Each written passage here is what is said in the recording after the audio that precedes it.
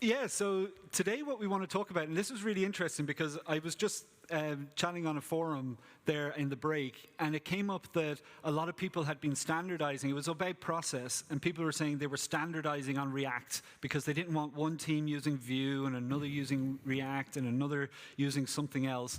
So they were limiting and standardizing on React to make it consistent. But obviously then, one of the challenges that presents is, well, technologies evolve. Everything moves on. So people had standardized on Angular. People had standardized on jQuery. So that's the purpose of this conversation today. It's, well, what are the new ones? And how do you know that this is actually something new versus it might not actually take off? And should you jump in and start adopting this? So that's what we're going to talk about today. First, I'd like you to introduce yourselves so the audience can get an understanding of who you are. So I'll start with you, Taylor. Certainly. I'm Taylor Hunt. I work for eBay on the Marko framework development team.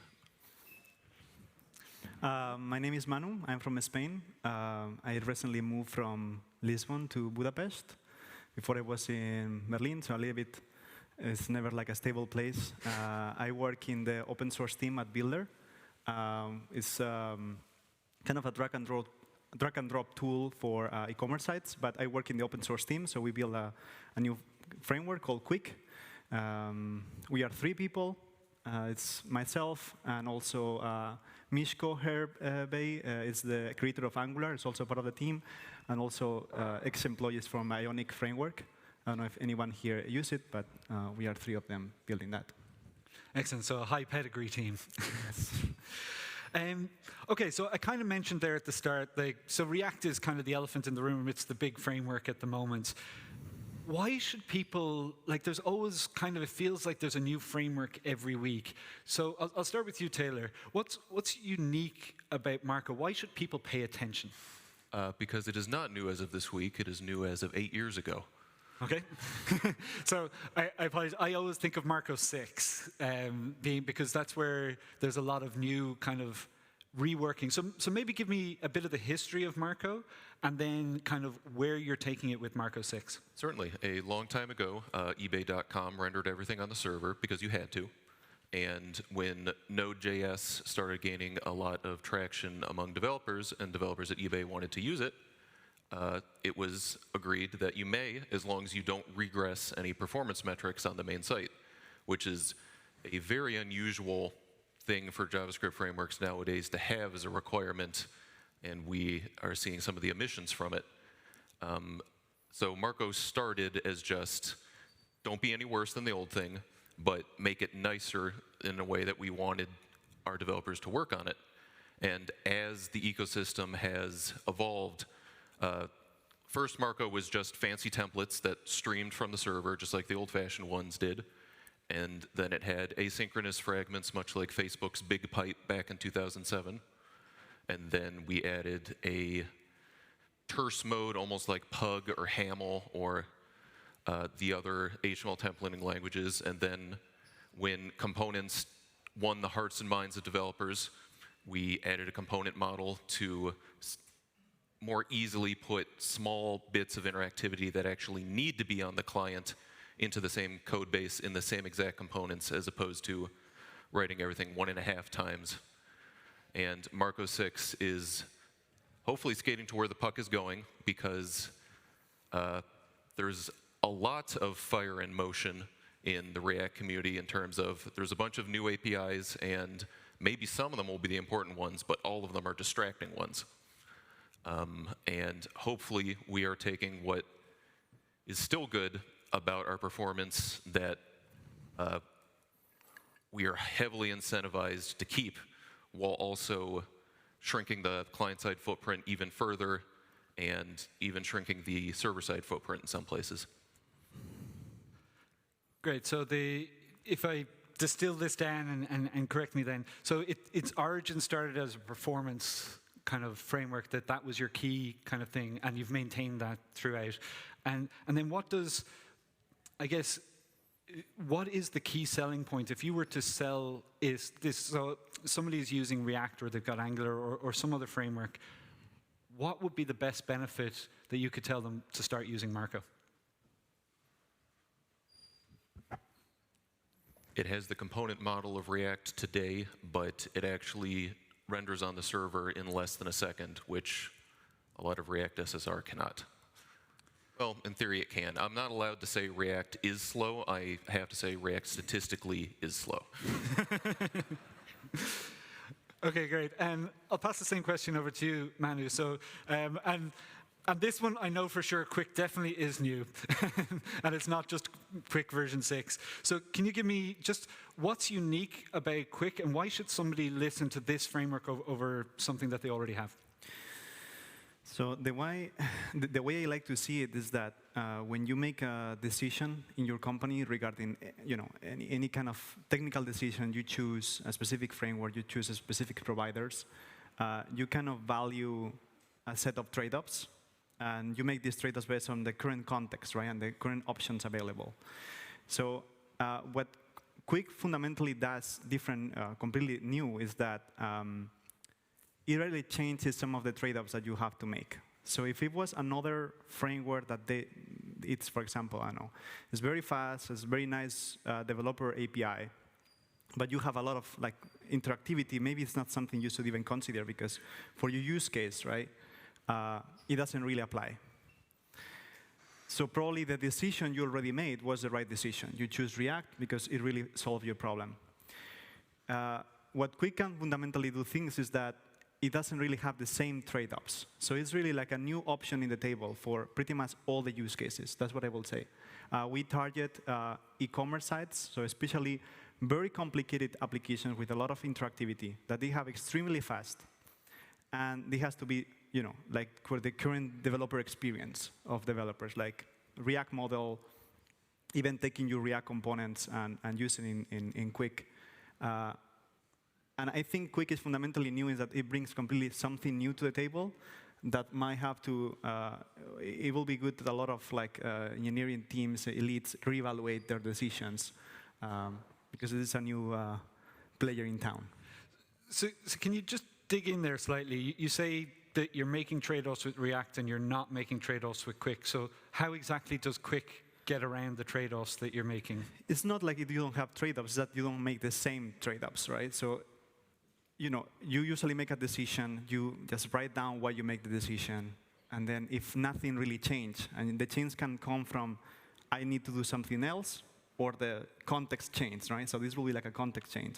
So with Qwik, fundamentally, you get a fast website. And I feel like right now, there are two kinds of companies. The one that prioritize performance at all costs, and the ones with a bad performance. And I think like Qwik, in that sense, it just works because of it's built on fundamentally a different model of how the JavaScript is delivered. By default, you build a Qwik application and no JavaScript runs. That's one of the first things. Like it doesn't matter the complexity. Kind of scales linearly. So actually, when you compare different frameworks with Qwik and you start to add more and more components, you will see that there's like a linear trend going up. And in Qwik, it doesn't, right? It's just like, oh, it's flat or 1. And it does that while keeping everything interactive. Like in other frameworks, like, yeah, HTML only, there's no interactivity. But in Qwik, you will still have the same interactivity, SPA navigation, but with the performance of MPA. And it seems like a big claim, but it's because it's built on resumability, which is, if you check my talk, I can explain in detail about that. Marko 6 is also working on the same concept, and it's like a fundamentally better approach to build applications. Great, and I'll stay with you, Manu, for this one. Okay, so we've got the pitch there. It's that scalability of performance, and you're not. I guess a lot of websites do have that payload challenge and the size, and it gets slower over time. So let's say I'm bought in and I want to go for it. How hard is it to learn Qwik? Is it some completely new concepts that it's going to take a long time to learn? No, not at all. So the concept like Qwik can achieve this is called, we call it resumability. And it's not something new. Like Google has this internal framework called Wiz that actually powers their more complex products that have more users. So Google Search, Google Photos, Gmail, right? They have Angular, they use other frameworks, but for other things. Like for the things that performance is very important and it's extremely complex, they use Wiz. The problem with Wiz is that it's a pain to build anything with it. Like they can only do it for like these big projects. And one of the focus in Qwik, it was to make it that simple, right? So we kind of took the all like really making Qwik is like making a React application. Like in that sense, it's exactly the same. Even though under the hood it works completely different, the authoring of components is the same. I would say it's like 95%. You have to learn about some new concepts, but I think they are like delivery progressively. Like you don't have to know all these things upfront. You start to use Qwik. And you can even use the Qwik component, React components, React libraries. We have demos using Material UI and even complex things like 3ES. So if you really have that use case that you need to, have this big thing there. I know it's kind of in the early stages, but do you have any kind of real-life stats of people like, because it's one thing to say it's easy to learn, but do you have any examples of kind of teams, how quickly they've picked this up? So actually, yes. So in the doc side, we wanted to add search. And I don't know if people here know a company called Algolia, but they have a super nice like search product, so you can integrate it and stuff. So for the UI, Algolia has a Algolia React. So at the beginning, we just put it there, and of course, it's a React application, so it will not get all the benefits. So one member of the community just like took all the React components and like make it quick. And if you see like the diff is like ridiculous, like it's like adding very little things, and you can start to see that there is a one-to-one mapping, right? It's not like you can automate it, but pretty much, right? And I think that says something. Excellent. And same kind of question. If I'm coming from, let's make the assumption kind of either React or maybe Angular. I'm coming from that world. What does it take to learn Marko? So specifically from those worlds, we find most people start by looking at the client-side component layer and interactivity because that's what they're familiar with. And then hopefully our docs lead them over halfway to how good server rendering could be if you actually liked it. And then similarly, we also have a lot of people coming from the more classic server-rendered frameworks like Ruby on Rails or Java server pages or even PHP especially, where they like what they're seeing in terms of the server output, and then they get to learn that, oh, it comes with its own client-side enhancement layer that uses the same syntax and same concepts, and I don't have to learn jQuery and PHP at the same time. Because the nice thing, as we found out, is that most people in the industry of making websites already know how to make websites, so we just have to meet them halfway. And they are going to be forced to learn new concepts, but if you are picking a new framework and you're not expecting to learn something new, I think you should not be shopping for a new framework in the first place. So just on that, because you kind of mentioned two different audience segments, do you have a preference? Like, do you kind of more market or pitch to those kind of Ruby on Rails PHP people, or would it be more the React people, or are you kind of both? Professionally, we take anyone we can get. Personally, I prefer the third segment that I didn't even talk about, which is the classic sort of front-end developer who knows HTML and CSS really well, knows how to put together a form submission, and by volume is the most common kind of web developer in the world, but a lot of the increasing barriers and broification of Node.js and JSX is HTML for men. So I would love to make Marko as easy to enhance from the lingua franca of the web to have minor interactivity, much like all you have to do to upgrade in PHP is change the file extension and then put a dynamic year in the footer. So is it that level of updatability that you can go quickly from something like PHP to Marko? Or you were saying that you do need a bit of a learning new concepts, similar to what Manu was saying? You can certainly start. It's syntax, so the first day, the syntax differences will bother you, and then the second day you will forget about them. And then 17 days later, you will make one mistake, but then the linter catches it. Awesome. So one of the challenges, I'm just going to move on from the learning, is learning it isn't always the biggest concern that people have. It'd be the lack of support. So if I go on Stack Overflow and look for a React problem, there's 100 questions, all with answers. And so I know that there's going to be support there should I run into any issues. So with Marko, do I have that level of support from a community? So the hard part is when people are anxious about support, they can be anxious about many separate things. As you said, there's one where it's just, if I'm stuck, can I get unstuck? And then there are other things such as, oh, will this be abandoned next year? And then we have to rewrite for nebulous reasons, that sort of thing. In terms of, can I come unstuck? We do monitor the Marko tag on Stack Overflow. I should probably make it a personal OKR to do that. And then we also have a helpful Discord and that sort of thing. And because it's a small community, everyone is a little invested in helping newcomers because it's sort of a sense of identity sort of thing.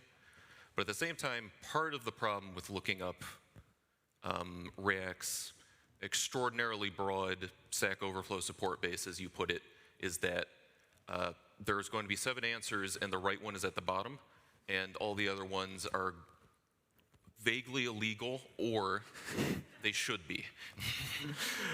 And I guess there's also, because React has gone through different versions, you're getting the answer for a different version.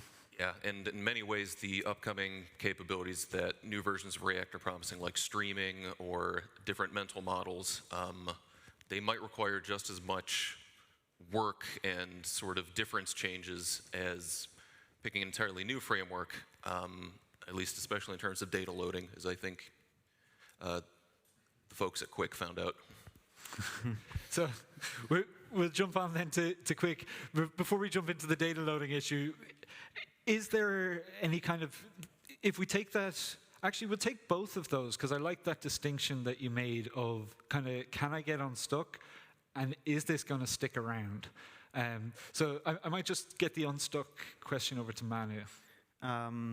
So the same question, it was? Yeah, how can I be confident that, because inevitably I'm going to get stuck, something's not going to work and I don't know what's wrong, how can I get unstuck? So, first of all, I agree with Taylor that there is quantitatively speaking, like React will always have more content, right? I think qualitatively, not necessarily, right? I think like Marko has a very strong culture of doing things right from the beginning, and I think like in React it doesn't necessarily is. React, as we were talking before, like React is not necessarily slow. It's like kind of the ecosystem leads to that, like it leads to this kind of broad abstraction, and it's kind of like also the good thing of React. So there's a lot of content, but not all that good. And I think like, especially, I'm talking about Qwik, so we already passed like, I think an inflection point. There is, the community is booming right now, like it's kind of going by itself. And I think that's beautiful when it happens in open source, where the core team doesn't have to be responding to every single question, but to just see that happening naturally is just beautiful.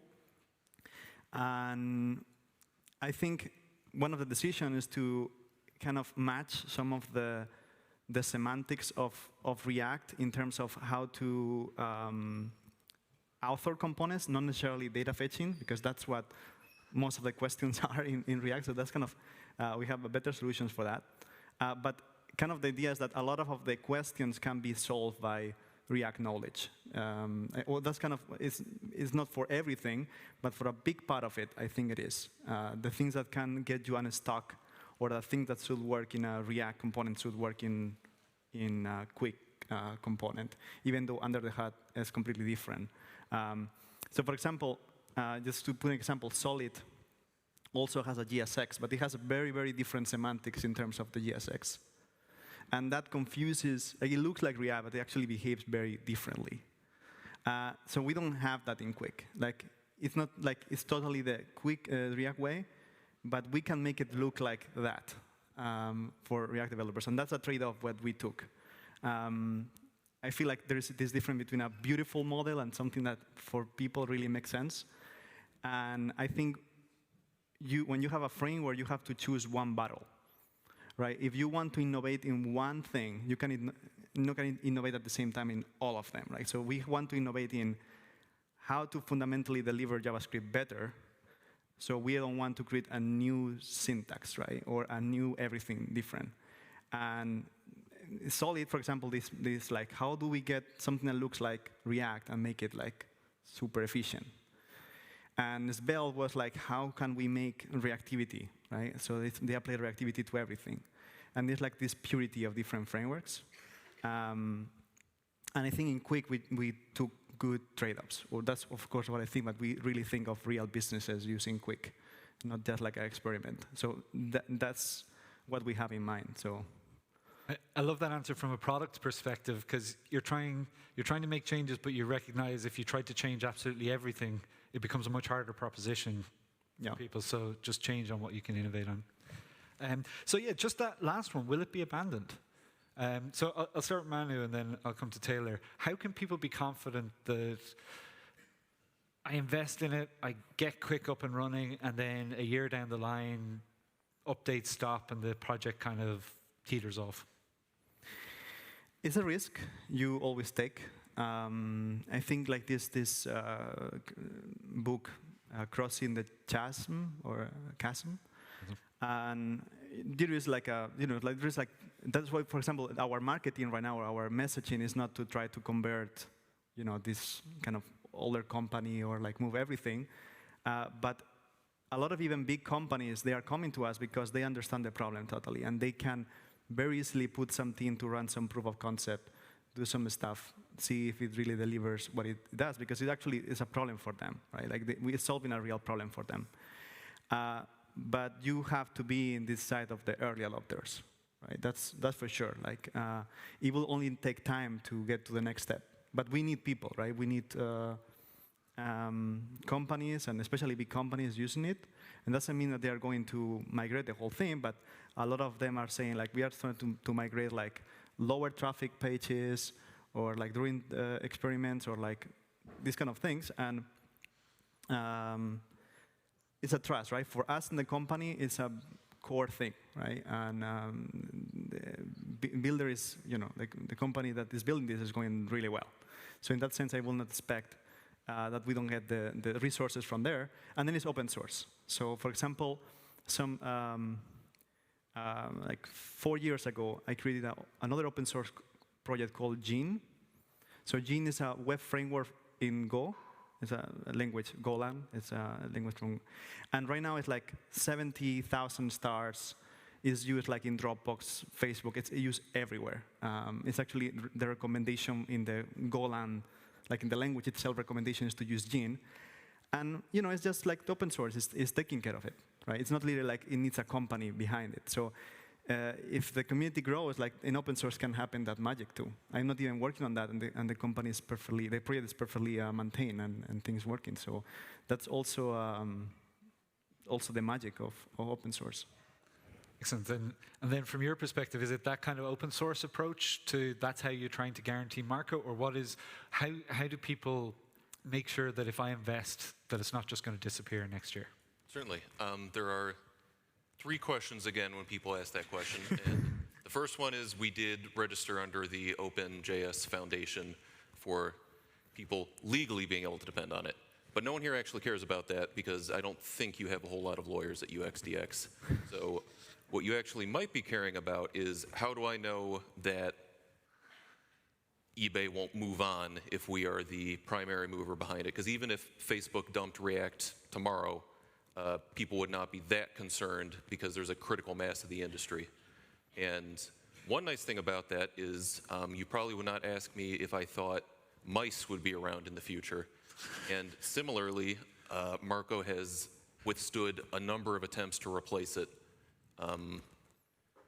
And it's been doing so for a long time. In terms of making sure that there's ambient community support, we could use your help. I want to amplify because I think it's interesting. I think it's a non-existent risk, to be honest. I think it's more risky that you make the wrong decision at the beginning and then you have to migrate. That is a much more likely outcome. I'm more interested on how mice have withstood a number of attempts to make them disappear. Okay, so I'm going to get a little controversial now because you've both put up good arguments for why to use Marko or Qwik. Let's start with you, Taylor. Why would you not use Qwik? Why would you what would hold you back from using Qwik? I would have to read their docs first, and then I might start building something in Qwik.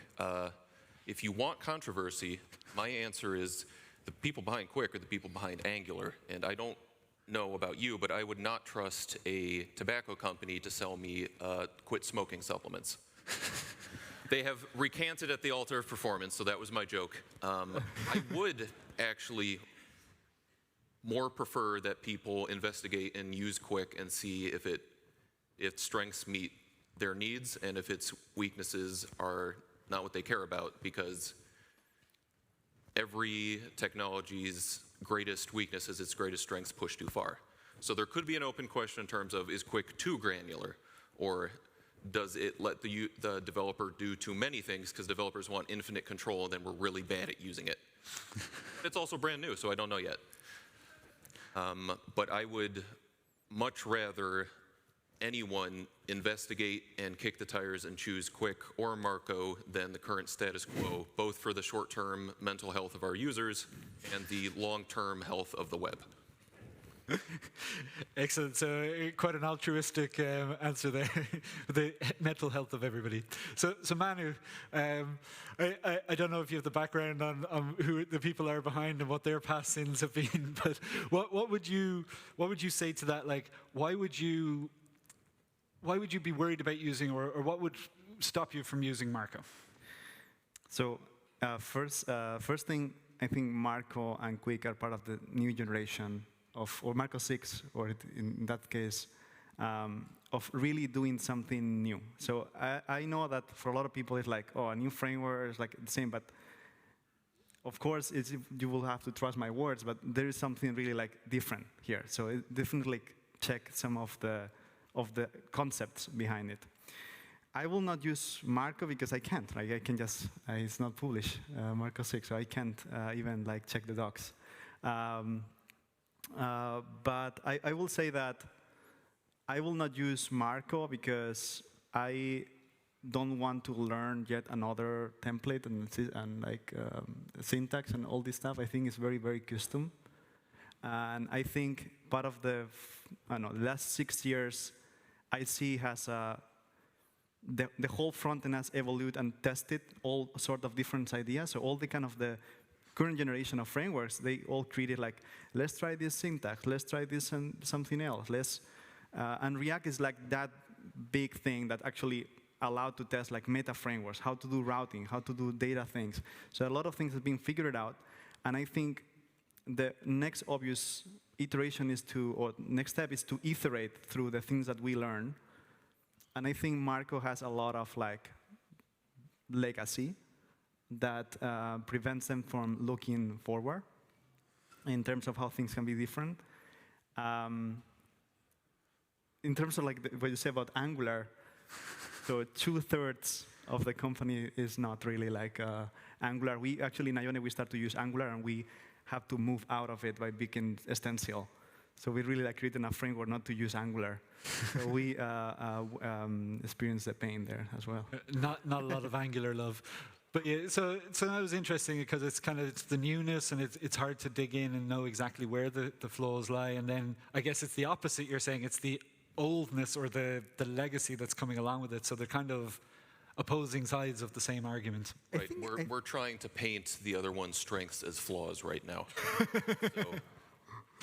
Excellent. So yeah, I'd love to open it up to the audience if anybody has any questions that they'd like to ask. Does everybody, or I have a question, has everybody heard of resumability as a concept? Or put up a show of hands of anybody who's actually heard of resumability as a new concept.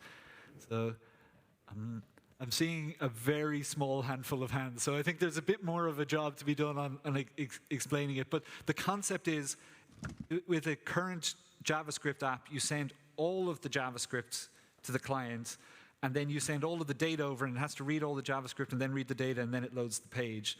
Whereas these new frameworks send the HTML over, and it's only when the user wants to interact with something that it has some smarts to get just that JavaScript to the user just in time. Would that be, is that? For me, the resumability is not about downloading, it's about the execution. So it's more about, you don't have to, you don't have to know, it doesn't execute the code that already running in the server. So it's not really about downloading the code, like you download when it happens. It's about when you do SSR, you render the website in your server, the server has to do a lot of work. It has to run your components, fetch data, whatever, and then it serializes HTML. And then sends the HTML to the client. And that's kind of like a, like the server making a cake, but then still deliver the cake. They actually take a picture of the cake and instruction of how to make a cake. And then when you get to the user tries to eat the cake, but it's really not possible because it's a picture. Actually, to eat the cake, the client needs to get the instruction, fetch the ingredients, make the cake again, compare it, and say, OK, now you for real. You can use it, right? So resumability is about how to not have that nonsense. It's really like all the the work that was done in the server, it's reuse in the client. We have having to rerun it again, right? And I think the concept just makes sense. I think regardless of the framework, it's just like, yeah, that's what this should be, right? Otherwise, it's just waste. And there are different ways to implement this. I believe like Marko and Qwik does this in a different way, but fundamentally I think it's about that. Excellent. Does anybody have a final question? Can't see any hands. We have one very last minute, so I'm going to ask a quick, if I was to do Marko, should I do a big bang rewrite of everything? And a 30-second answer, if you can, or should I start on something small? In this hypothetical question, are you a CEO or are you a developer? Let's go with a developer. OK, no. That would be foolish. You would die. Instead, you should do it incrementally. The way I would recommend doing it is you try streaming the outer shell of the page, so at the very least you get the assets in the head to the client ASAP while they're working on it, and then your body can still be a React layer of interactivity while you realize that, because Marko is 0 JavaScript by default. So then you can slowly eat from the outside in, and hopefully it pays for itself the whole way. Excellent. I guess same, like the benefits come from the framework owns the root for that particular page. So in Qwik it's also possible to have React components and stuff, but I will really try to find like a way to route different paths and say these ones can run under Qwik, and then you run your tests, and then if it makes sense, then just keep investing and making the change. It's never a good idea to refactor everything. Excellent. Well, I really enjoyed the talk, so thanks very much. And if anybody is interested in diving a bit deeper, we have a forum later on front-end frameworks where both Taylor and Manu will be there. So if you want to interrogate them or ask questions, I'm sure they're more than happy to oblige. So have some stickers too. And stickers. So thank you very much, and thank you for joining us. Thank you for having us.